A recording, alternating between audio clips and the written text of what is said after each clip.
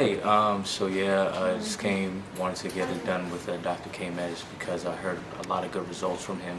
My expectation is to lower my hairline, probably put some density on top. Um, I just feel like I can trust the staff based on the research that I conducted for the transplant, and I'm looking forward to it. I'm excited.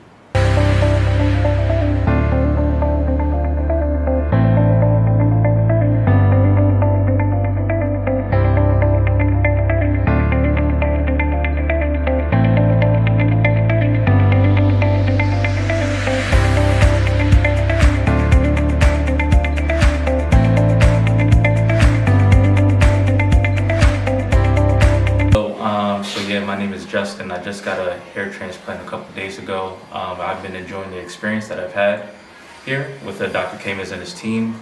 They've been very welcoming, very informative about how to navigate through this whole entire crazy hair transplant, I guess you want to say process.